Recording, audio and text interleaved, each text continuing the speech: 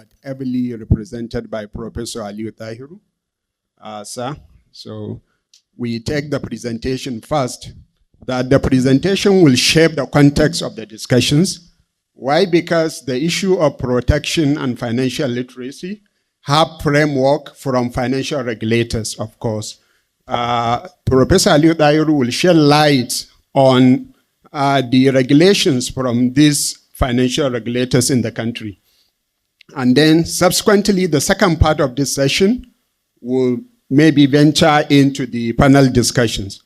I don't know, according to the list given, we should have at least 3 to 4 finalists, but I'm only having one here. So I don't know how we fill in the gap. I think maybe if we can just improvise to get some additional panelists, because right from when I saw the schedules, I felt that this panel is really lopsided. Why will you bring in all regulators, for example? They only try to protect themselves. Yes, not their customers. So I was expecting to see maybe representation from financial institutions and then representation from customers as well, because that will give us a more light on how such a protection issue and including issue of awareness and financial inclusion in the country. However, I don't know for the organizers, but if there is any way that you improvise now, we get maybe one person from the industry, I mean the practitioners, since we have regulator here, maybe a practitioner and then a customer, for example, so that we have a better deliberations. Otherwise, it will be really lopsided, actually. So this is about the session generally. About the topics, or rather the areas to discuss, they are basically divided into 2. Issue of protection and issue of inclusion and awareness. Protection can be divided into protection of investors, protection of customers, depositors, and even those taking finances, of course. So this would cover the entire issue of protection. How does CBN protects subscribers to Islamic financial products? How does NDIC play a role in maybe taking insurance, or rather takaful, if there is any arrangement like that in the NDIC for Islamic financial institutions? And of course, how SEC protect investors in the capital market? And indeed, the other regulator, okay, PENCOM, right? PENCOM, not really PENCOM. NICOM, is it? Sorry. Yes, NICOM. Issue of takafu that will come in. So this is maybe about protection, and of course then about financial inclusion, how all these regulators help in improving inclusion, particularly Islamic financial inclusion. Sorry, let me not take much of your time, but it's really disheartening that the National Financial Report last year, the Financial Access Report last year, 2023, reported that the overall financial inclusion in Nigeria is up to 74%. Of course, still fell short of our 80% target that we set in 2012 when the National Financial Inclusion Strategy was implemented by the CBN. Yes, but 74 out of 80 is still a very good mark. If it's exam script, I give you an A. Yes, but still, it's really disheartening that the Northeast recorded only 57, if I'm not mistaken, or even 53 financial inclusion, which is predominantly Muslim area. The same thing to Northwest. The financial inclusion last year was only 62%. This is in comparison to the Southwest, of course, a sizable number of Muslim, of course, yes, but there are many non-Muslims there, and of course, the preoccupation of Islamic financial institutions is not as deepening in those areas as compared to Northwest in particular, and even the Northeast. But they recorded 95% inclusion rate, 95%. So out of every 20 persons in the Southwest last year, 19 were included, only one that is left out. Out of every 20 people you see in the Southwest.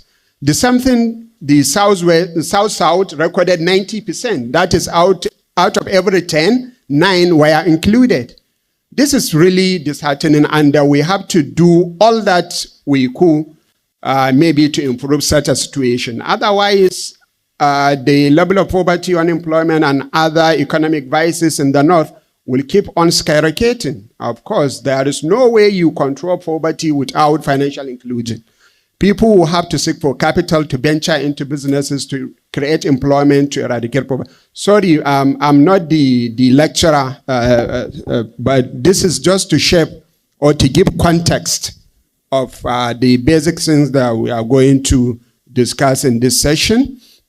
So I'll first of all call upon the lead paper presenter. I believe the presentation will center around regulations, because the presenter is a professor of law and a very renowned professor globally, Professor Usman, a member of FRES, the Financial Regulation Association of Experts, or the members of FRES, yes, of the CBN, of course. So he's very vast, particularly in the legal issues that are related to Islamic financial institutions.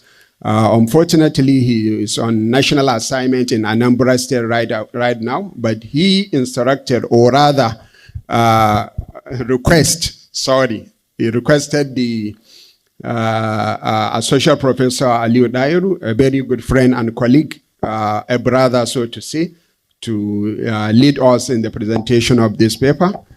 Professor Aliyu, by the way, is also very much rooted and groomed in this area of Islamic financial system. Of course, he was a visiting scholar at the International Islamic Development Jeddah, and of course participated in many trainings related to Islamic finance, and of course he had published uncountable publications in this area. So please, we welcome Professor Aliyu Dahiru for his presentation. Thank you. Thank you very much.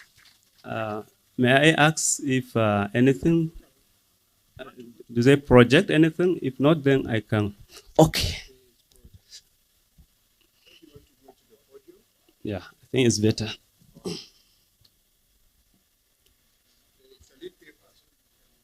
Can I control it? Can I control? That's very generous. That's very generous. Can I control the slide or? Okay, no problem. No problem.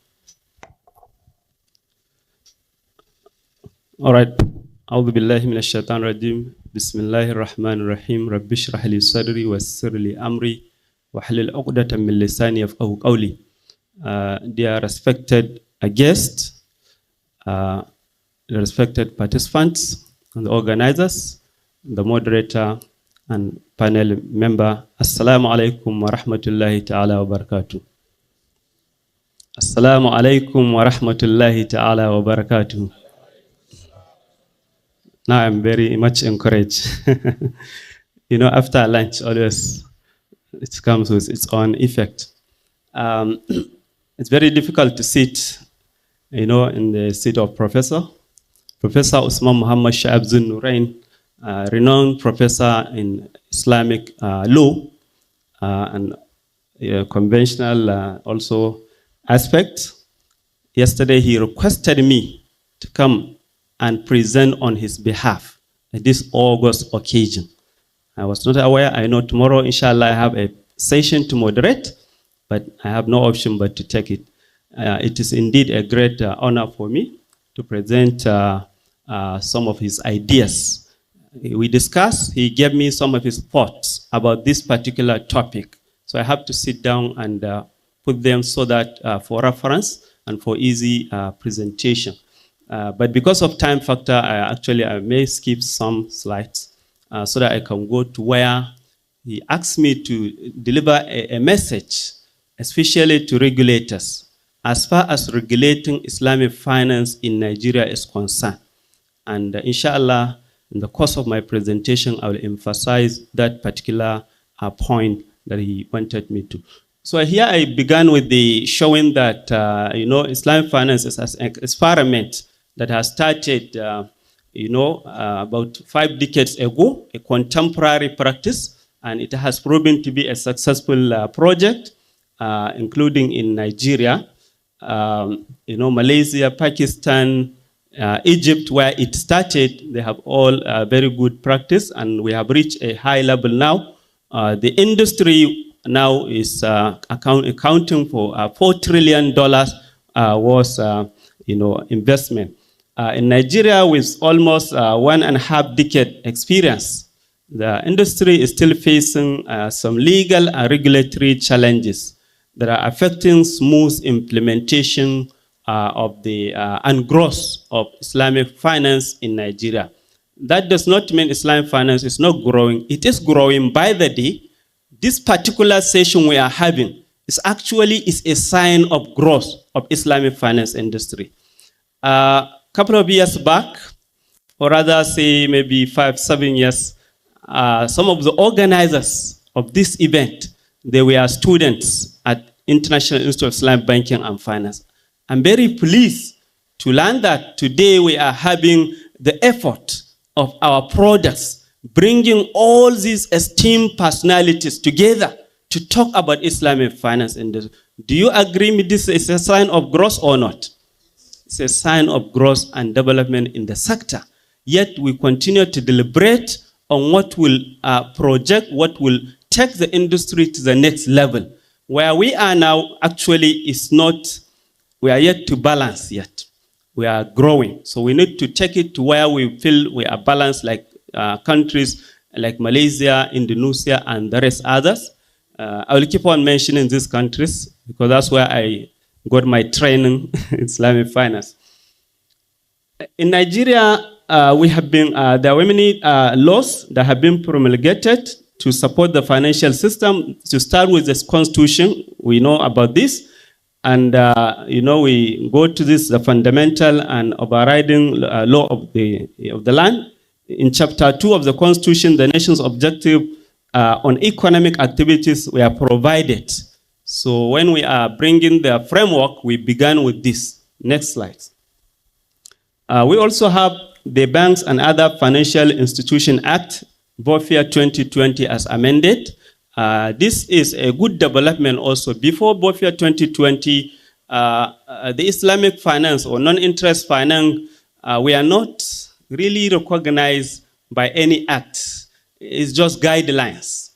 Even the Constitution, of course, gives right freedom of religion and also economic objectives and what have you. But this particular act actually has recognized the non-interest banking.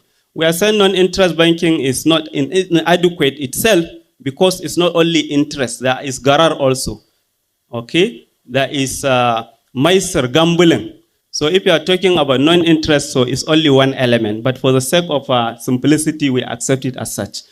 This act establishes the Central Bank of Nigeria, this act establishes that the Central Bank of Nigeria is the apex bank. And by this, the CBN regulates other banks, has the power to issue guidelines. So we are working on guidelines. To establish non-interest bank, it is the CBN that will give a guideline on how to do so. Next slide, please. And we also have CAMA, Companies and Allied Matters Act 2020 as amended. This law regulates the registration, management, and liquidation of companies in Nigeria.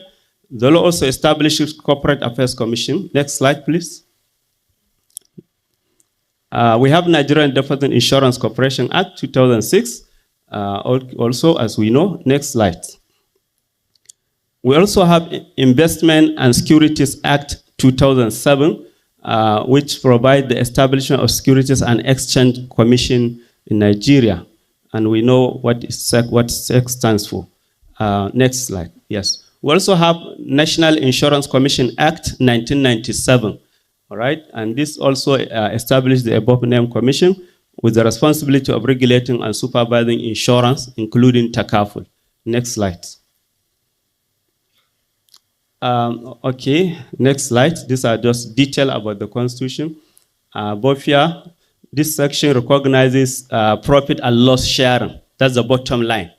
Okay, it recognizes, even in the history, actually before Bofia, I'm not going deep because of no time, we also have West Africa, Muslim Bank of West Africa that was established even before independence, and in it started practicing profit and loss sharing. But this particular point was not highlighted actually in the literature mostly. Okay, on the basis of this section, the Apex Bank roll out guidelines on non-interest financial institutions in Nigeria. All right, next slide. It's okay.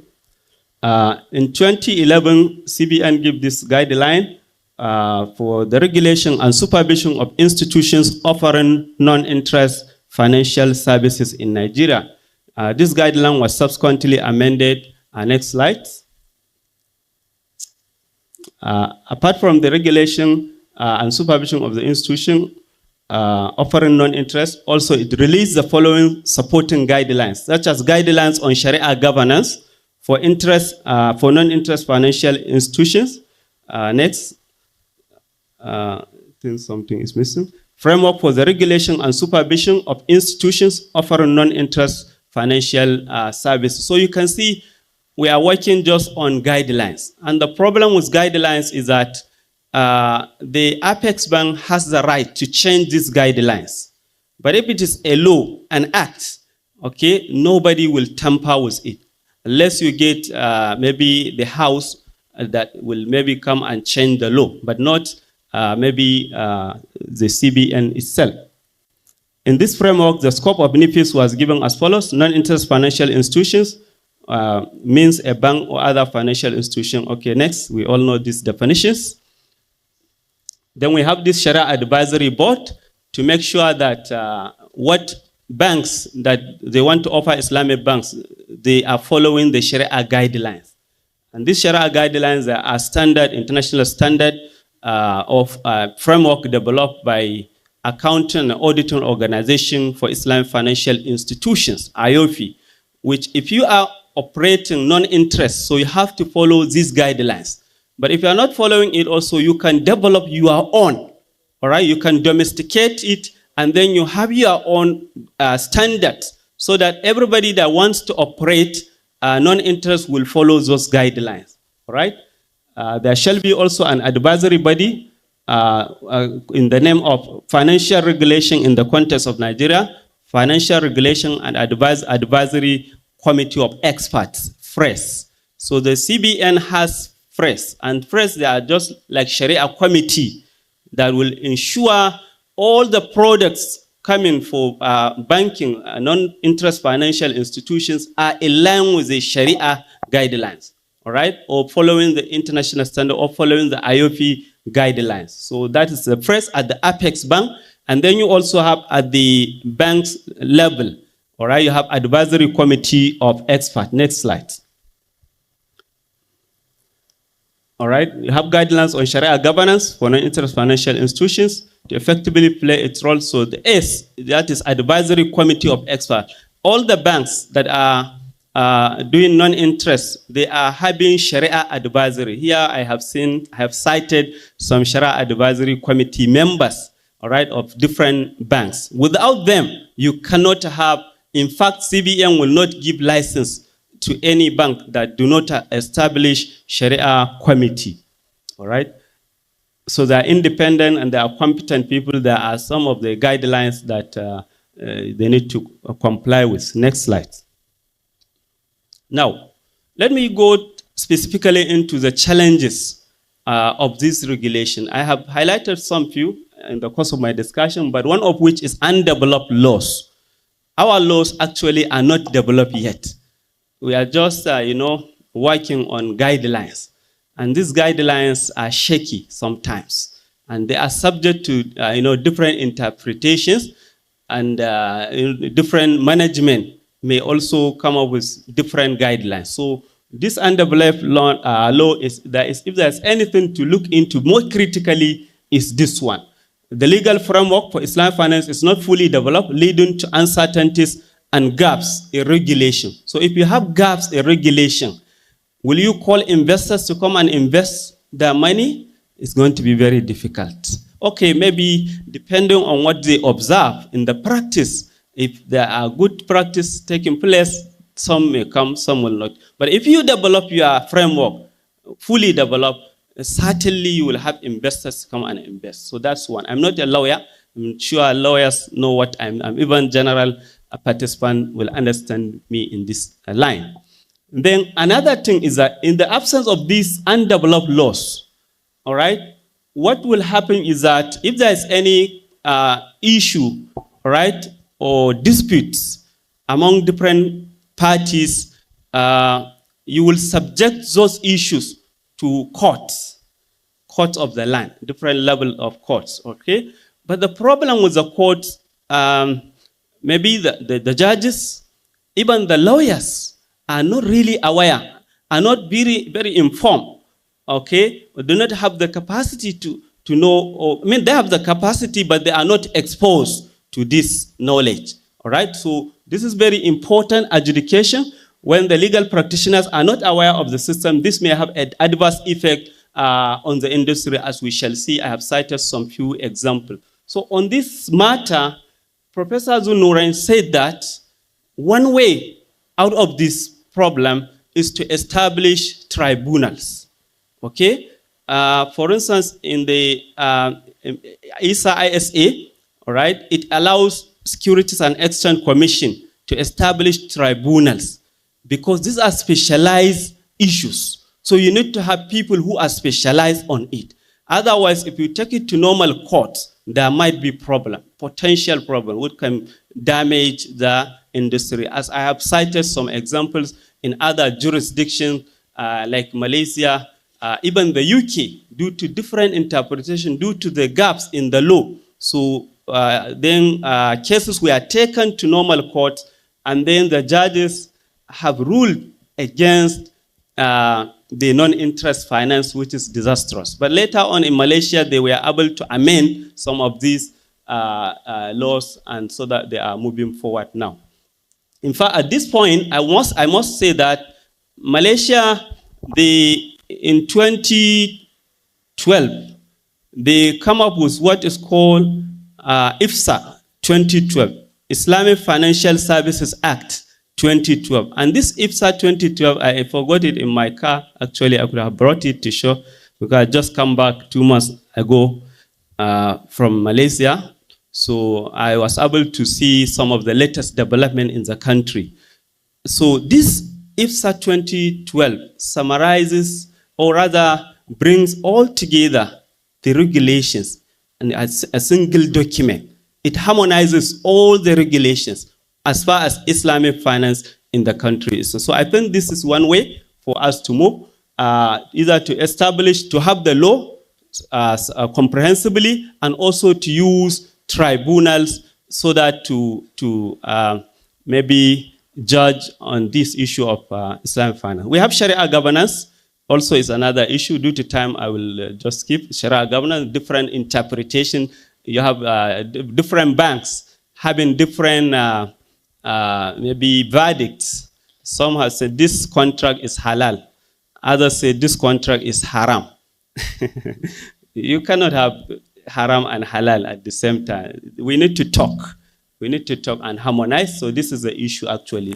At the Apex Bank, the deposit banks, non-interest bank, they need to come together and resolve some of these inconsistencies. Regulatory compliance is another issue. Islamic finance have to comply with the law of the land and also have to comply with the Sharia law. So there should be a kind of good communication, harmonization again, to simplify laws and practice for Islamic finance. Otherwise, things like double taxation, these are all issues that if you allow normal land and then you bring Islamic also, then there might be the Islamic finance may not grow faster because of this. Then investors' confidence, I think I have talked about a little, the legal and regulatory gaps undermine investors' confidence in the Islamic finance industry. So next slide, I'm trying to round up because I think the key message we have delivered. These are some of the few cases in the UK. Go to the next slide, please. There was a dispute whereby it's cross-border issue.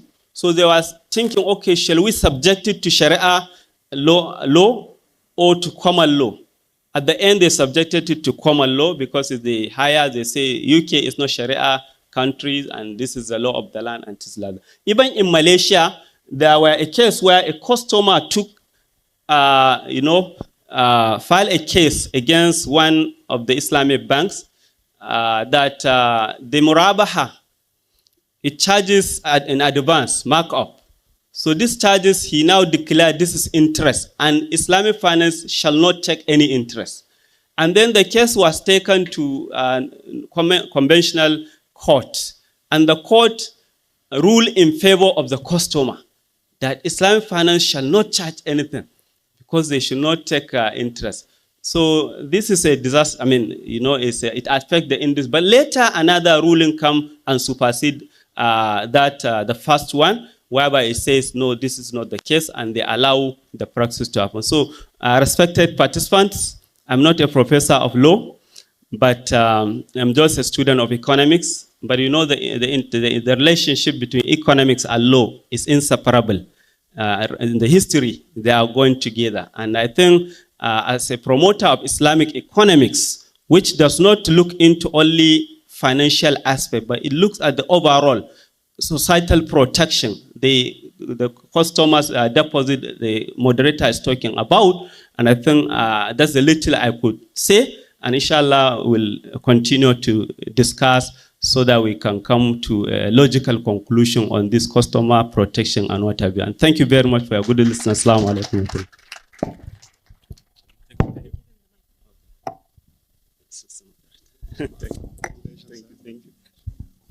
I would like to call on this plate number ABJ 809TQ Gwagwalada is a C class. Please kindly readjust your car. You are blocking someone leaving now.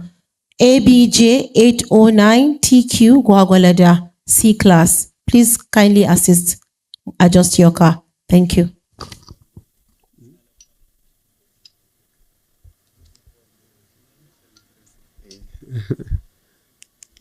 All right. Please, can we give another round of applause to our lead paper, please? He had done justice to the topic, laying a legal backdrop or background for our discussions. Why? Because you cannot protect a customer or an investor without legal backing. And he even cited some cases of litigations where cases were taken to courts of law, and of course there were disputes. And you see in all these cases, it is either the interest of investor or the interest of the customer that is at stake. So in both cases, you see you need a standard law, as he highlighted rightly.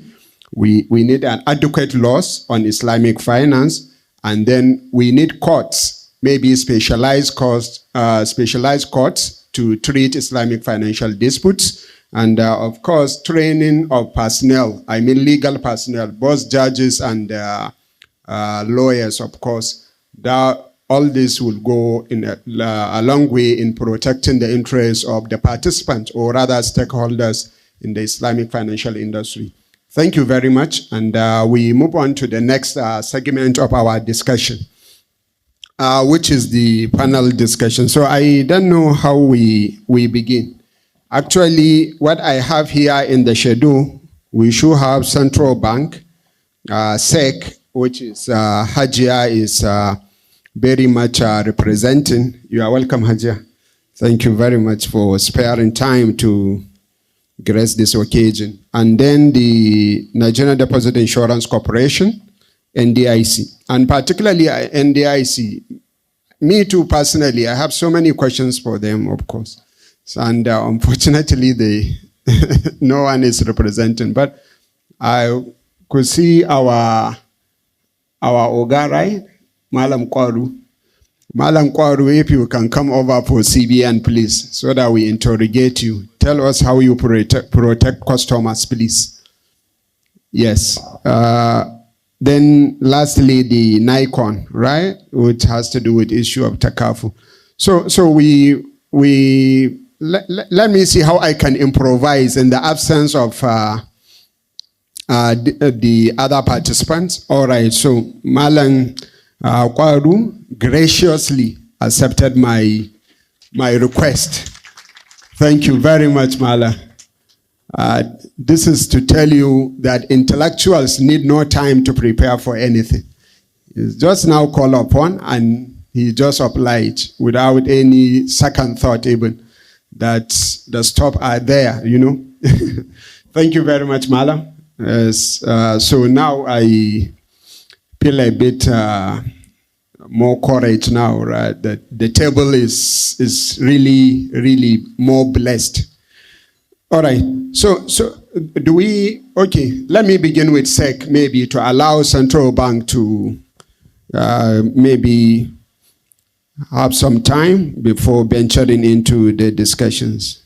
So Hajia, there are issues raised here. I don't know. The first one is issue of investor protection frameworks, particularly for investors in Islamic financial instruments, including equities and debt instruments, particularly Sukuk. So what's the role of SEC maybe in that regard? Or if you have a general view that you want to give about your activities and promotion of Islamic financial securities. Thank you. Is it working? Or? Okay, Assalamu alaikum wa rahmatullahi ta'ala wa barakatuh. I thank the organizers for inviting the commission and deeming it fit to create this regulators panel. Even though I was made to understand that the panel is called a regulators forum. So I expected to see all the financial market regulators here. Unfortunately, I'm the only one. And as the moderator started, he started with a direct attack on regulators, and I feel I need some protection because I feel exposed. You don't really bring a regulator, a practitioner in direct heat of an academic, because there's no way you will win. But anyway, I will try my best, and I pray that in subsequent forums, the organizers will really, really work hard to bring the regulators together, because that will give a better, a better perspective, and it also answer more questions and more issues than having just one. So the topic on investor is investor protection. And we all know that investor protection aligns very well with the principles of Islam to do with transparency, accountability, and fairness.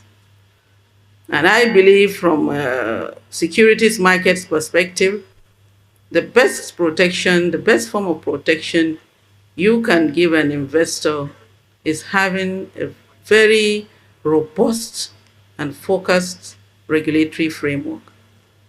This framework will, of course, capture all the risks, all the various segments of risk, and acceptable mitigants for all stakeholders within the ecosystem.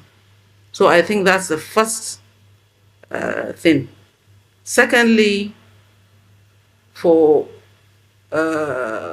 ideal protection for investors, you need to equip them to protect themselves. And the best way to equip somebody to protect himself is to give him the education he requires, the knowledge, the awareness to understand the environment, the markets he's playing in, and the issues around that ecosystem. And thirdly, I think we also require a very efficient complaints management mechanism or framework. And I want to believe, despite the comments from both the lead presenter and the moderator, we've come a long way in terms of a very robust regulatory framework for Islamic finance in Nigeria. And I say that with all sense of commitment and knowledge, because all regulators have put in their best to come up with frameworks that have brought us to where we are. I cannot speak for CBN, but I can speak for Securities and Exchange Commission. The SEC has worked very hard to come up with frameworks for both regulation, monitoring and supervision, complaints management, and investor education mechanisms for both conventional and Islamic finance. But to go a bit deeper into this, SEC went a notch higher by coming up with bringing stakeholders within the ecosystem, especially the capital markets, to craft and draft a very robust master plan, a 10-year capital market master plan that deals entirely with Islamic finance or Islamic capital markets. And I think that's a very great achievement. And that is, thank you. And this is one of the things that has brought us to having these kinds of forums. SEC aligns and actually it recognizes and encourages such forums because it helps in its own objective that has been outlined and stated in its capital market master plan. This capital market master plan for Islamic finance was launched in 2015, and it has been now operational for about 8 years from 2016 to date. And I'm very happy to say that within those years, a midterm review of the success of initiatives within that master plan that was conducted not by SEC itself, but a consultant, PwC, turned out a verdict of almost 70% success of initiatives that were stated and they were implemented within those years. So we really have come a long way. We have come a long way in terms of developing this market. And what was the content of this master plan? It had an objective of seeing Islamic products, Islamic instruments, Islamic segment of the capital market contributing 25% of total market capitalization within that time. We are moving there, we are getting there, but the initiatives that were meant to get us there have really done very well. Why am I saying that? Within the period of the launch of the Islamic, we call it non-interest capital market master plan, to date, at the time we launched the master plan, there were only 2 mutual funds, what we call Islamic collective investment schemes in the market. As we speak now, we have 15. Is that progress or not? What is the best protection for retail investors? To have products that they believe in, that they can invest in. And we have really done a lot in that regard, because from 2 to 15, the only real estate investment trust we have in the capital market now is an Islamic real estate investment trust. So the objective of the master plan was to have a robust legal and regulatory framework to facilitate the development of stakeholders, that is Islamic finance stakeholders, to facilitate the development of products, and also make Nigeria a regional hub for Islamic finance. And so far, I talked about the mutual fund side. If you look at the Sukuk side, at the time the master plan was launched, there was just one subnational, that is Osun State, that issued a Sukuk. One of the objectives or initiatives within the master plan was to get the Nigerian government to issue sovereign Sukuk. This Assoc team was the one that actually held the hand of DMO to issue the first sovereign Sukuk in 2017. Though that Sukuk was a forward Ijara Sukuk that was issued to build roads. From 2017 to date, the federal government of Nigeria has issued 6 sovereign Sukuks.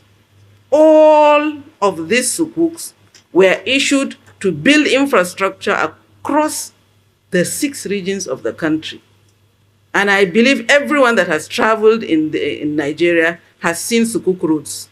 Everywhere in the country, Sukuk has been used to build infrastructure that people could see, people could touch. All the negative publicity, all the fear that people had that Nigeria was going to be Islamized because of, sovereign Sukuk or Islamic finance has been doused to a greater extent, because people can now see, at least they can see the product of that Islamic finance. It's not Islamizing anyone, but it is bringing infrastructure that will be beneficial to everyone. So a lot has actually been done. Thank you very much, ma. Thank you. A very big applause to SEC itself. Ajay, thank you very much for this elaboration. You needed no, okay. All right. You needed no protection, ma. You really protected yourself. So you needed no one's protection. Maybe if I am to add to your protection, just last month, the first Sukuk that was issued had matured just last month. And federal government had paid all the obligations, and people got their monies back, right? And I learned that even this weekend there will be new deliberations on new issuance this coming weekend, because Professor Zunureni have told me that. Not only that, we all heard over the news last week that the President of the Federal Republic of Nigeria is contemplating, or rather had even forwarded requests to approve a loan of $2.4 billion in Euro bonds, part of which $500 million will be sourced through Sukuk issuance. This is all sign of development in the area, and of course we believe SEC have been doing much. If we have another round for Hajia, maybe we ask Hajia on specific protections, because I was at a particular Islamic mutual fund managers or what have you. I wanted them to disclose their books, or at least their nature of investment, maybe for my scrutiny and what have you. And they told me that they could not do that. If I want to bring my money, just bring. Otherwise, no any disclosure of such. So I don't know if there is anything SEC is doing to monitor similar activities. Because when I want to invest my money and I ask you the areas you invest in, the products you are investing in, maybe I'm entitled to maybe knowledge of that. Even though I believe the regulators are doing their best, including the Sharia experts in those regulatory agencies, to see that all Islamic products are truly Islamic. Thank you very much, Hajia. Sir, you have landed. Yes, the central bank had the National Financial Inclusion Strategy since 2012, sir. Since 2012, with the target of having 80% financial inclusion in Nigeria by the year 2020.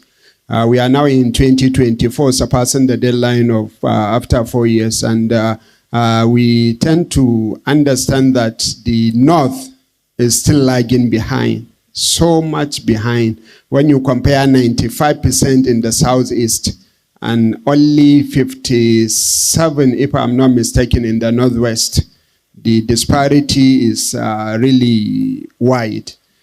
So if there is anything the CBN is doing in awareness generally, and of course, efforts to improve the level of inclusion, particularly in the northern part of the country. Thank you, sir. Thank you very much, Malam. Let me first of all say that I'm no more in CBN, so I'm not representing the central bank here.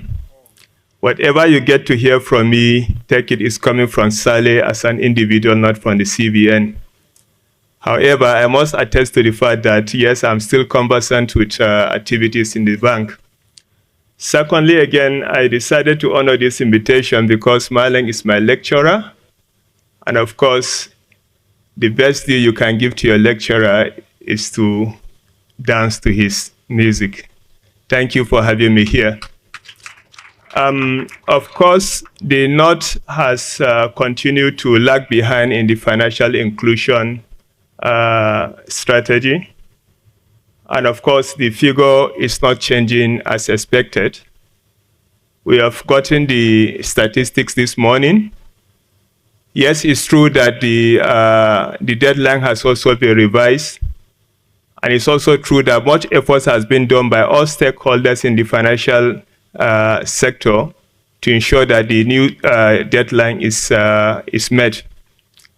However, from the CBN angle, to me, as an ex-staff, as an ordinary person, I have seen that the quest, the push to attain financial inclusion target is no more as it used to be in the past.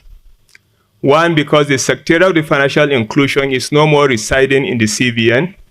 It has now moved to the presidency. The entire office and the secretariat, which used to be in the Development Finance Department, is now in the presidency, being championed by the economic and financial advisor to the president in the office of the vice president. And with that, really, that has very much created a gap. And therefore, meeting out that target, perhaps I don't think is really possible.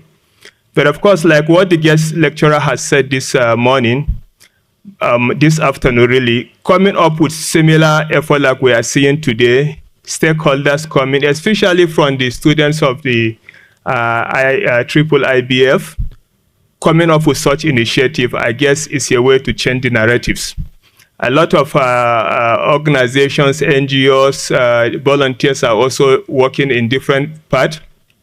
In our own case too, we also have an organization we call Financial Literacy Ambassadors of Nigeria, which will focus attention in financial literacy to boost financial inclusion across the northern states. We've been doing great.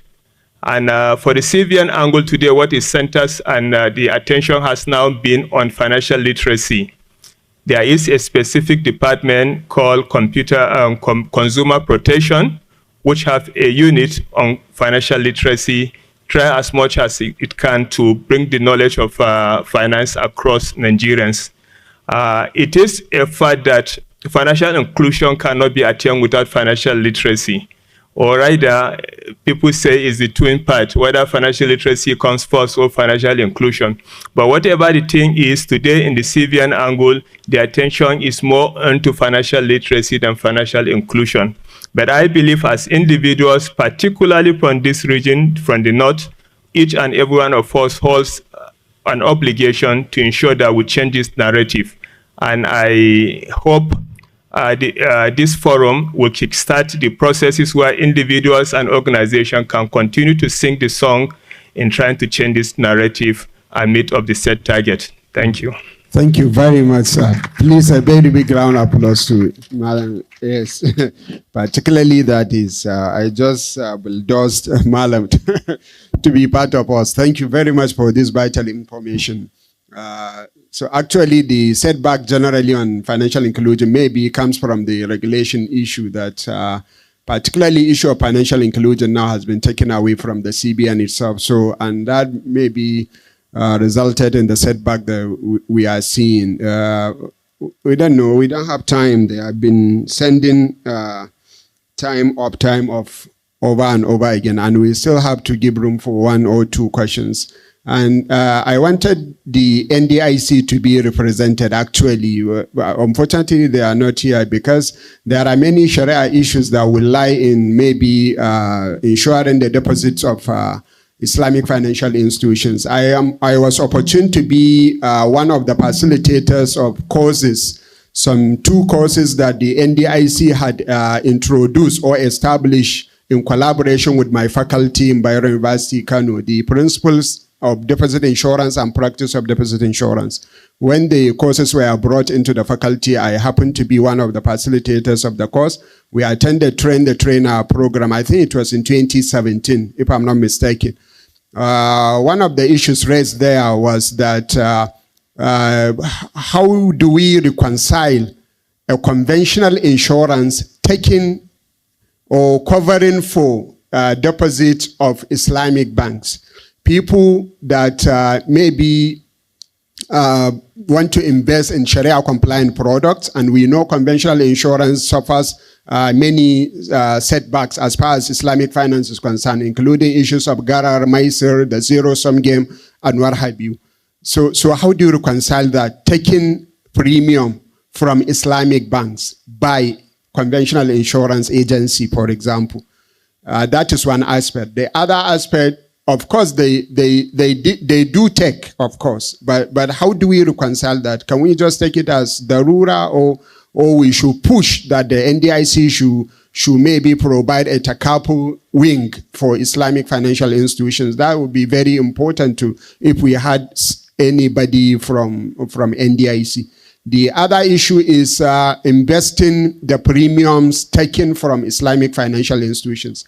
What they informed us in 2017 was that all the premiums from Islamic financial institutions were kept idle, were just kept in the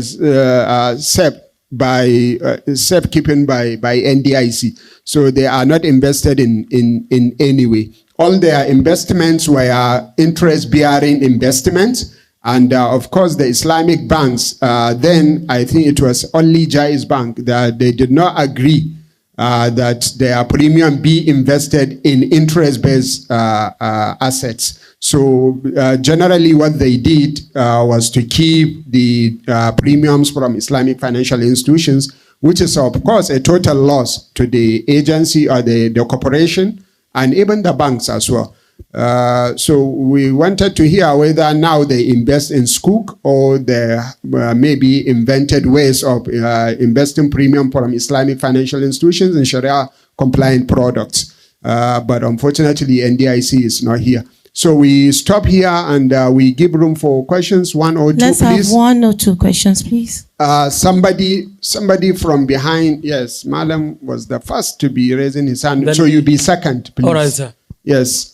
Yeah, yes, you in white. Somebody, no, yes, from behind. Yes, you that's standing.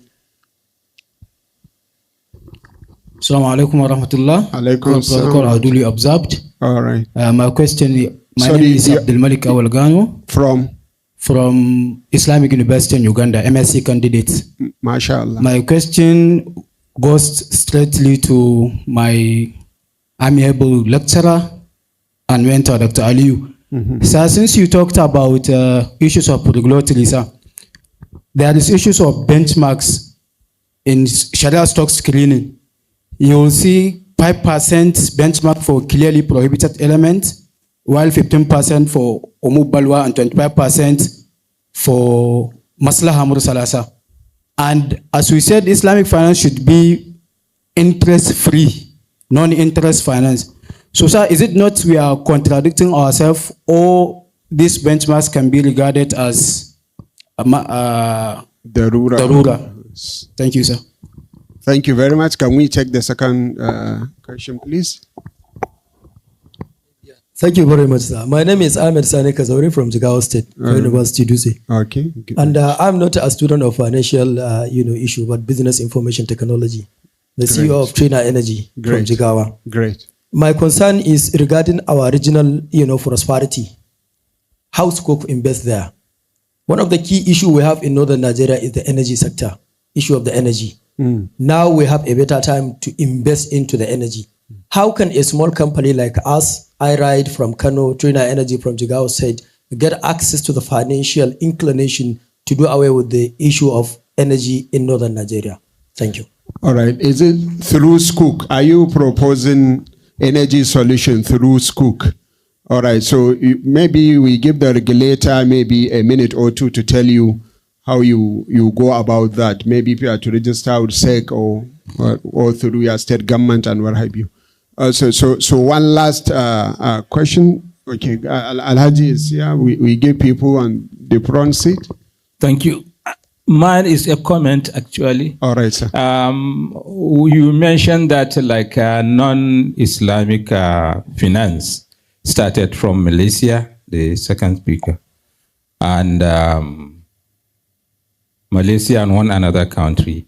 You have not mentioned Sudan. As far as Takaful is concerned, it started from Sudan. So please take note. Secondly, the regulators in Nigeria have tried seriously because they wanted reenactment of their laws, some of them since 2003. But because of lack of political will, up to now, it has not been done. So it's not the problem of the regulators. It is the problem of government. Political will is lacking. Thank you very much, sir. Even though nobody is accusing the regulators for anything, we are just discussing, sir. Thank you very much for that contribution. Yes, so maybe we, let's take these answers first. Then if we have chance, we take another round of 3 questions, please. No, sorry, there is no time. We have to move to the next channel. Oh, sorry. Yes, we have another 2 panels. So can we answer the questions do I take now, one more please, question, maybe then? Do I take one more question or they respond to these 2 only? No, you have 2 questions to answer now, right? Yes. Let's answer the questions and then we All close right. down, please. Thank you. Director, regarding benchmark. My respected student from Uganda. Yeah, the issue of benchmarking, earlier I made reference to account and auditing organization, Islamic financial institutions. They set the standard. When we say benchmark tolerable rate of interest rate, doesn't mean Islamic finance will accept that 5%. If let's say if Islamic bank dealing with interest, if it is below 5%, it is acceptable, or any companies, because we are talking about the SEC is here. So that after you finish the whatever acceptance, you make a screening. You isolate or remove the interest from the business. So you will not declare it as part of your revenue or profit. I hope you understand. But because of maslaha, because of public interest, because we cannot live in isolation, in this world, even Pakistan, only Sudan and Iran have attempted to have full-fledged Islamic bank or Islamic financial system. Pakistan had made several attempts, but now they put by 2028, they will eliminate riba from their economy. So I hope you are getting the point. This is just for maslaha to allow it to continue. You understand? So that's one point. Moderator, go quickly. Just the. I have to stop you here, please. The brother who asked Sudan 1979. That was the year they started Takaful. That because my presentation is not about the overview of Islamic finance, it's about a legal and regulatory aspect of Islamic finance. So thank you very much, everyone, and moderator. Thank you. So, Hajia, somebody wants to start Sukuk to go about it to basically finance energy particularly in the north. So maybe a little process of how they get to issue Sukuk, something like that.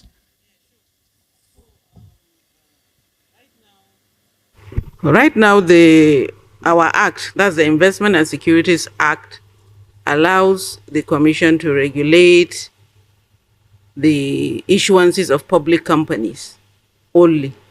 So if you want to issue a Sukuk or a security for the public, you have to now become a public company. The only option that you have, if you want to raise funds from the from the public, and you are not a public company, you have to go the route of crowdfunding. We have regulations on crowdfunding. And recently, the Finance Act of 2023, I think, empowered the SEC now to regulate issuances of private companies. But the framework is not yet out. That's been prepared now, and maybe in 2025, we can start seeing private issuances coming up. That's about Sukuk issuance. But for using Sukuk to get to build infrastructure for the North, that is a very, very, very cardinal objective that the SEC has actually been pursuing. We have engaged almost, I can't remember the number of state governments that we have engaged to come to the market to issue infrastructure Sukuk. Even last year, we had a planned engagement. It didn't work because we couldn't get them around the table. So we started a round table in Kano. We came here in 2017 to do a round table. We hoped that we could get an issuance of Sukuk from Kano. Up till now, nothing. We went to Sokoto and got all the Sokotos and Farakebe at that time. They have not issued. The only two states that have issued Sukuk, and which you can see and feel what infrastructure that they have built, is Oshun, which the Sukuk has already matured, and Lagos State. Lagos now has an issuance program. It has started and it will continue. So I wish to use this forum to actually call on Kano State to please come forward and issue this. There is a lot of good in issuing infrastructure Sukuk because it is something that the people can actually see. It will help the economy and it will help the people. Thank you. Is the Honorable Commissioner around?